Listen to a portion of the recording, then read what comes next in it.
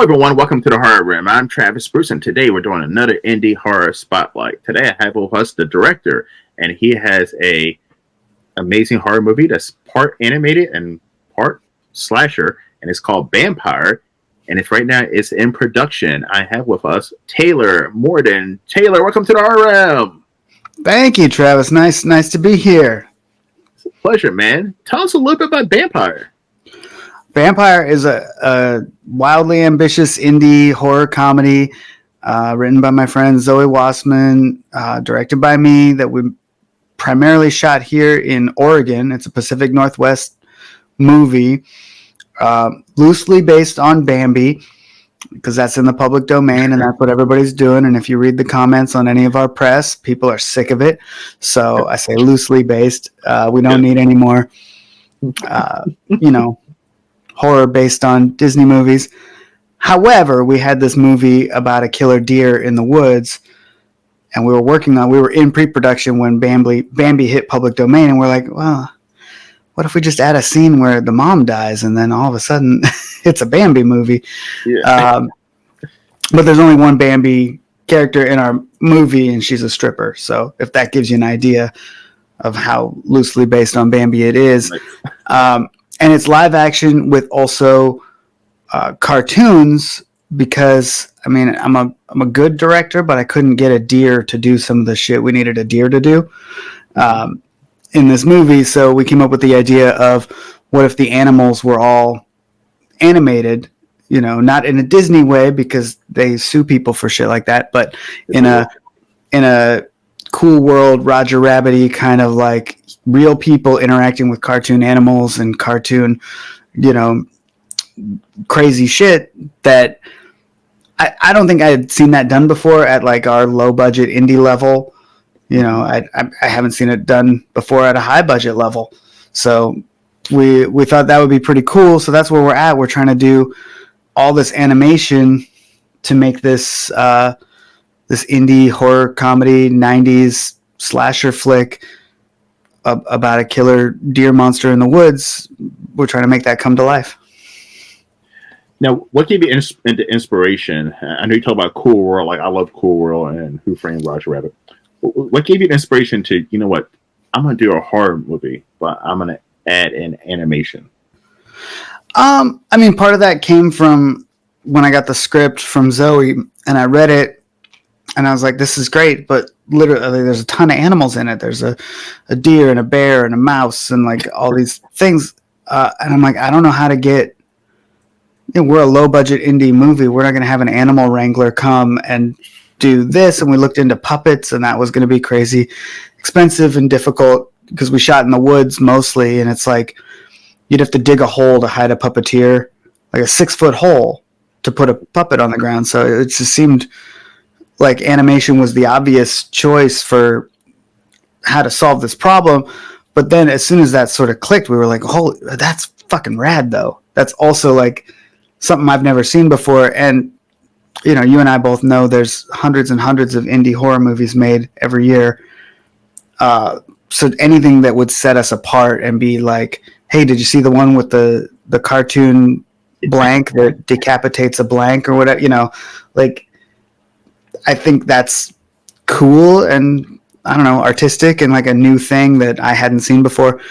So I got really like jacked up about the cartoon aspect. And I have a friend, Josh Stifter. He's our animator, and he had done the animated sequence in Kevin Smith's Tusk movie, the walrus monster movie.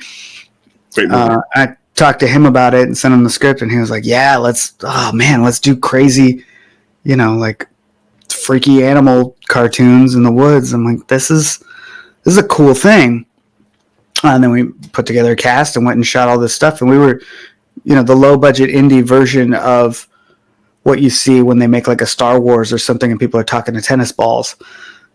Like, we're just like, the animals are over there. Look there. Yeah. That leaf, that stick is the cartoon animal. Like you said, so you said hundreds. It's like thousands. It's thousands. Yeah, are being made a year. Like, that's true. And trust me, I'm interviewing all of them. But but as indie horror filmmakers, I'm like, it's so easy too. Like I just interviewed recently a horror director, and she literally shot her whole movie with her iPhone 14 Pro. Like and so a lot of filmmakers are, it's easier to shoot especially a horror film. That's why there's thousands. There's thousands, and I might get shit for this, but like if you look at them, I would say probably like 30% of them are the same. They're, it's the generic slasher, found footage. Not saying that they're bad movies, but they're the same concept, right? And like so to make a horror movie with some animation, and yeah, you definitely are fucking standing out. We're trying. It's also like, you're limited in what you can do with a low budget. You can shoot a horror movie on your phone for sure, and fake blood is not that expensive, and you can, it forces creativity, which is what I love about the indie horror world, is people are coming up with stuff every day that you've never seen before, and they're like, what's a cool new kill that you've never seen, and what's the best way to do this, because we can't afford, the techno crane or whatever, and so we tape the phone to a stick. I don't know, but with animation, anything you can imagine costs about the same as anything else you can imagine, because you're just drawing it, right? So there's things you could do. So as soon as we added the animation, we're like, okay, well then we're not limited to what's physically possible in the real world. Like we could have an animated sequence where something happens, that's, if it were real life, it would up the production value, and it still does up the scope of what the movie can be, because of that lack of limitation. Because like you're saying, there's thousands of indie horror movies made every year, and congratulations to every single person who finishes a movie, because it's fucking hard. But we wanted to try to do some different things. So like, as much as we'll get flack for being another public domain horror movie, like, listen, I'd rather be one of 2 horror movies based on Bambi than one of 20,000 horror movies not based on Bambi, right? Exactly. Now you talk about the public domain horror movies that are out right now, and I don't bash indie horror movies, but I bash this one quite often, and that's the Winnie the Pooh Blood and Honey. I fucking hate that movie, and the reason I hate it is because like there was promise there. You know what I mean? You take a Winnie the Pooh killing people. There was promise there, but they made that movie they used the laziest fucking process to make that movie. Just cheap ass mask, some hillbillies with a Winnie the Pooh mask on, bad acting, and I was just like, this is lazy filmmaking. You got a public domain. You put Winnie the Pooh on it, and you just give a lazy ass fucking story. I'm not supposed to comment on that movie. That's the company that's making the other Bambi movie. And again, I'm proud of anyone who makes a movie. And listen, they were the ones. And to be 100% honest, I haven't seen the whole movie. I've seen parts of Blood and Honey, because I was fascinated by the news reports. Right, the news came out, indie horror movie Winnie the Pooh. And you start hearing these numbers, and they're making millions. They literally made millions of dollars and spent, I don't know, a couple $100,000. Yeah, I mean, that sticks in your brain. That's. I'm not going to say that didn't influence us to put Bambi in the name, because if there's millions of dollars to be had, I want millions of dollars. But I mean, they didn't make a Winnie the Pooh movie in the same way that we're not making a Bambi movie. It's just the fact that you can put that name on it and no one can sue you. It does make a difference. Like, way more people saw Winnie the Pooh Blood and Honey than the other thousands of indie horror movies that came out that year that cost the same amount of money, had the same production value, the same level of acting, the same level of story. And like you're saying, hundreds of those, 30%, are maybe the same movie, but that one made millions of dollars, for better or worse, because they had one idea and bought a mask off of Amazon that was maybe $20. That $20 turned into $2 million. Good for them. Yep. Now, are you going to have any iconic Bambi characters in there? Not necessarily with Bambi characters' names. Right. So you can't. It's very tricky with these public domain things, and we did read up on what you can and can't do. So the book that Bambi is based on is in the public domain. The Disney movie of Bambi is not. So just like they can have, a Winnie the Pooh that's a bear that looks like the drawing from the book, but they can't have him in the iconic, T-shirt that says Pooh, or like the Disney version. Mm-hmm. Will get you in a lot of trouble. That's the same reason our animation is not going to look anything like Disney's animation. And if we can have deer, and we can have the mother of the deer die, and we can do the things that people remember from Bambi, we can't have a rabbit named Thumper, because that was invented by Disney. So is there a rabbit in the movie? Yes. Is it called Thumper? No, it's not. It's a different thing. That's and it's not even thumping, right? Yeah. We can't. You can't steal from Disney. You will. I think they have a jail at Disneyland for people who do that. So, are we going to see any animated kills in this movie? Yes. Yeah, we have both live action and animated kills. Partly because we have both live action and animated characters. There's no. It's a blend of worlds, and we're trying to do the coolest stuff that we can, and some things we could only do in animation, and some things I was pushing the whole time for practical gore, and as much as we could do with our budget. And we had a great practical effects makeup artist named Trista Kelly from Portland, and she came in and she was doing the body casts and the blood by the gallons and the pump where it sprays the blood, the way you make horror films. And that excited me from the get-go. I wanted to do that.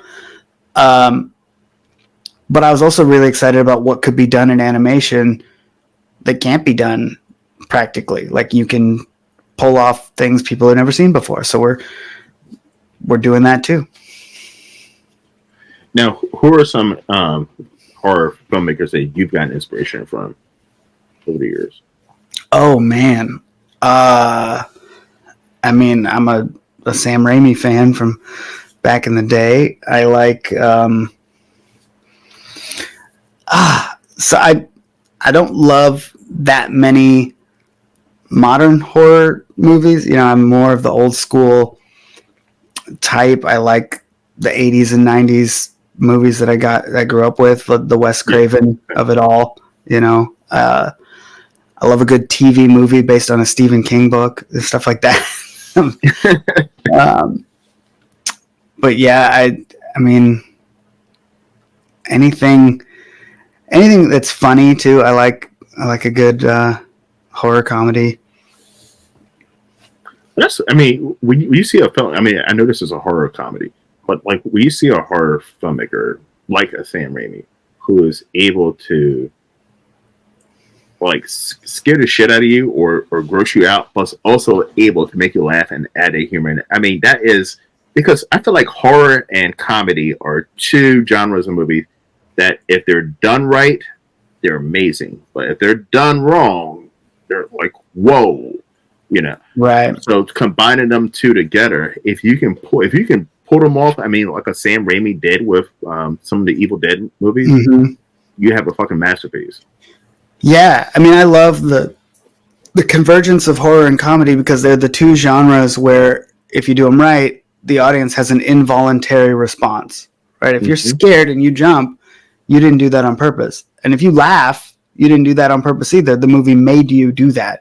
So it's like you're puppeteering the audience with jumps and laughs and things like that. But it's also very quantifiable. If you call something a horror and nobody laughs, or call something a comedy and nobody laughs, it's not funny. Like, it's just objectively not funny. And if you call something a horror and no one is scared or grossed out, or at least is like, oh, that's badass, it's not scary. It's not a horror. It's not the thing. And it could go both ways because, the benefit of a horror comedy is you get two chances to impress people. Like, if it's not that funny, but it grosses people out or makes them scared or makes them feel creeped out, then it worked as a horror. And if it's not that scary, but it makes people laugh, then you're just like, well, I meant that. I meant it to be a comedy.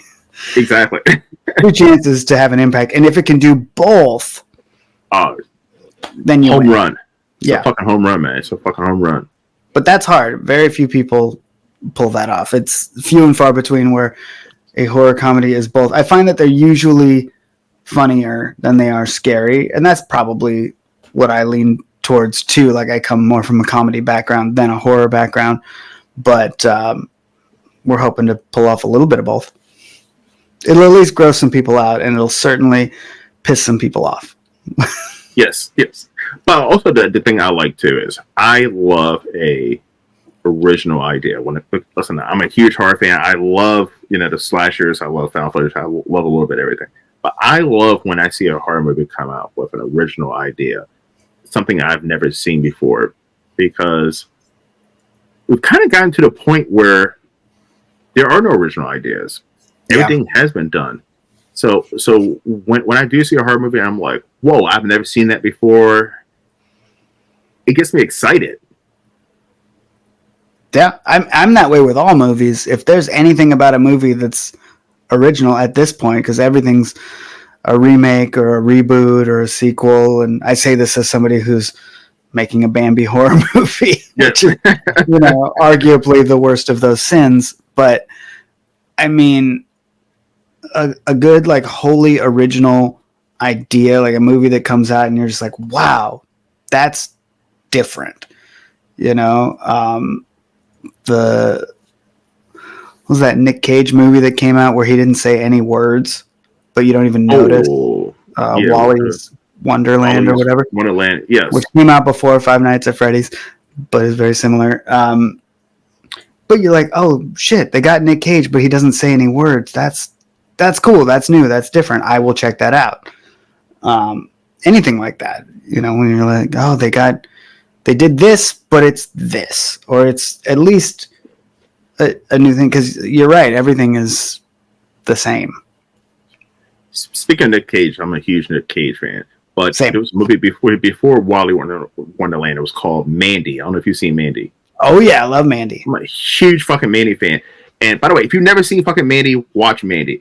100%. Mandy is a fucking mind trip. Like, it's like, I mean, the contrast between the lights and the darks, and you see him go insane. I mean, it's just a fucking beautiful fucking movie, and it's something you've never seen before. Right. Yeah, that was an original one. I remember seeing the trailer for that and being like, wait, what? What? Yeah. It's a new Nick Cage movie, and it's like if John Wick was a horror movie. Like, it's so weird and so fucked up and so beautifully shot too. Like the colors, and that was early on. Now you see a bunch of movies. There's like the trend of the crazy colors and the contrast and all that. But I mean, Mandy's 8 years old now, something like that. Yeah, like, I'm a huge man. I got Mandy Funko Pops up on my desk. Nice. I fucking love Mandy. I love that fucking movie. All right, so Taylor, real quick, you do have an Indiegogo up right now. What are some of the perks that people can get? Yeah, I mean, so we have the regular digital copy, Blu-ray, because we're physical media people, and we got T-shirts, we got hats, we got what else do we have? We got stickers. Because the movie takes place in the 90s, we have Pogs, which is real fun. Nice. I love Pogs. And then we've got the high end, be an associate producer, be an executive producer, and that's for the people who are like the angel investors, which is how we make these weird indie movies that no studio wants to back.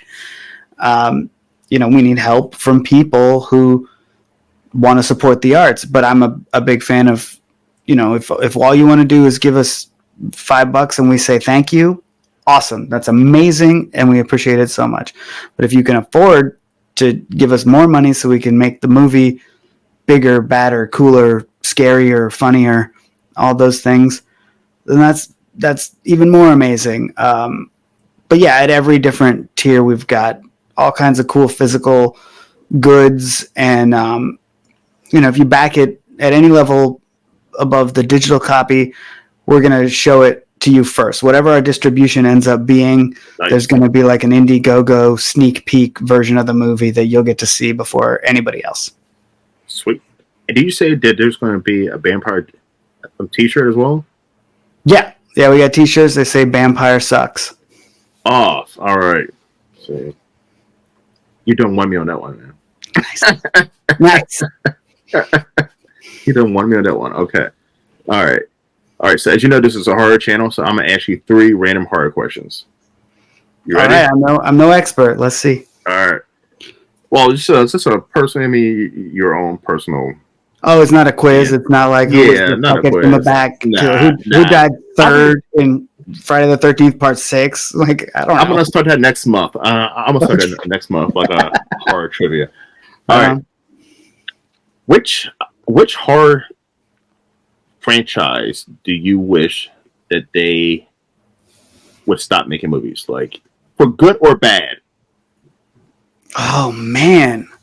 And again, I'm such a pro movies guy. Like, I like when people make movies. Oh man, it's controversial. I mean, some of them they're not making movies anymore. I don't know. I really enjoy the new Scream movies, but I think they could probably stop making Scream. Like, there's enough of those. I don't know. Are they still making Leprechaun movies? We could stop doing that. Oh, I don't think they're making any. I don't think they're making any. I hope they're not making any Leprechaun movies. I mean, I feel like they've taken years off in the past, and they're Leprechaun in Space in the Hood 4 could be coming next year. It could be. I do love that little guy though. Mine is a Texas Chainsaw Massacre. Like, oh yeah. Who's asking for that many crappy sequels? Yeah, I mean, not me, but I don't know. I feel like all those franchises, it's whoever owns the rights to it is probably just going to keep making them until they stop making money. So if nobody's buying Texas Chainsaw, I don't know how many there are, 12. I think it's like 8 or hold on. So there's a Riddle City Regeneration 2, 6, 9. That's a lot. It's a lot. That's a massacre of massacres. But yeah, if the last one didn't make money, they probably wouldn't make the next one. But I'm sure they keep making money because that's a brand like Friday the 13th or Nightmare on Elm Street. That there's 9 of those too. But the only thing that I get pissed off with the Texas Chainsaw Massacre movies is they keep rebooting the original. You know what I mean? It's not like they're making a sequel. They don't exist in the same universe. Correct. It's just constant reboot after reboot after reboot.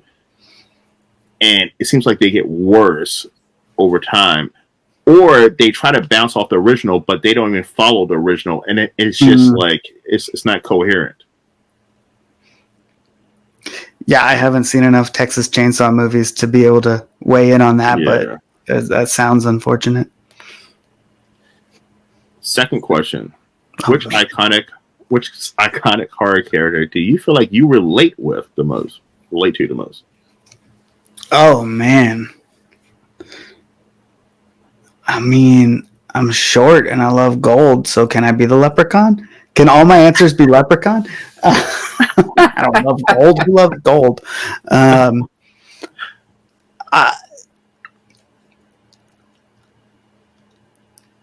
Relate to the most. I'm not saying actually after a killing. Hopefully you're not doing that. No. I was trying to flip it. I was like, can I be Gizmo from Gremlins? Can I be the good one? That's an iconic horror character. Amazing one. Yeah. Yeah, I'm going with Gizmo. I'm cheating. All right, Gizmo is your answer. All right, final one, man. All right, if a big name movie studio came to you right now and said, we talk about reboots, and they said, listen, we want you to reboot a iconic horror movie that's never been rebooted before. Which one is it going to be? Oh, never been rebooted. Dang, I hate it. Iconic. I mean, it don't have to be iconic. It could be a cult classic. Right. Oh man, that's tough. I mean, they haven't touched Gremlins yet, but I would hate to do that because I'd ruin it. Yeah. That's the tough part of this question. I like that meme that floats around where they say stop rebooting good movies and start rebooting movies that had a really good premise but weren't executed well. Mm-hmm. But I don't think I've seen that many of those movies. This is a tough question. I mean, as an actual filmmaker, I find it to be very stressful, this question. Because there's a lot of pressure. You don't want to ruin anything, and I don't want to... I mean, what if I made another Texas Chainsaw movie? That's been rebooted, right? Your rule was it can't be something that's already been rebooted. It's been rebooted 6 times, so... Yeah, that's tough. What are the options? What hasn't been rebooted? All right. I'm going to give you 3 then. Okay. Killer Clowns from Outer Space. Oh, masterpiece. The Prowler. Okay. Or Sleepaway Camp. Sleepaway Camp hasn't been rebooted? It has not been rebooted. They just keep making sequels? They keep making sequels. I'd do Sleepaway Camp because I feel like that would touch so many nerves. It's such a controversial thing. Ugh. That's tough. Killer Clowns would be way more fun. But it's so great. Let's do Killer Clowns. Just because it would be more fun to make. Yes. I agree. Killer Clowns from Outer Space. Now, me personally, I will love to see a remake of The Prowler. Either The Prowler or Sleepaway Camp. I haven't seen The Prowler. I'm not familiar. The Prowler's great. But Sleepaway Camp, I think, like you were saying, controversy or you would get attention. I was a filmmaker. I'm like, dude, I want that headache that might come along with that. Right. Well, that's why I shifted away from it. I'm like, it's fascinating, looking at it through the modern lens, as a lot of people do. They write about that movie all the time. And it's like, how could you remake that? What would the ending be? What would the twist be in 2024? Or I mean, I don't know. That one Infinity one. Yeah. Right. Yeah. I don't know. But yeah, I mean, I love a good scary woods summer camp movie. Who doesn't? Yeah, I mean, and that movie was so iconic because I said all the time it was like the first, I think might be the only horror movie that actually used teenage actors and actresses. Right. Yeah. Because most horror movies, they get 35-year-olds to be teenagers. Right. Right. Yeah. I'm trying to think back to the first It. I feel like those were kids. Because they're 12. Yeah, that's true. That's true. But that's a TV movie. Yeah. All right. So, Taylor, where can everyone find you, my friend? I'm right here. You find me... Your address. No, I'm joking. My address, yeah. I'm in Oregon. Well, right now you can check out BAMPIRE at vampiremovie.com. And I'm on Instagram at Pop Motion Pictures. I'm on Facebook. It's just my name. Hit me up. Awesome. By the way, it's only 2 things that I know about Oregon, and they're both sports related.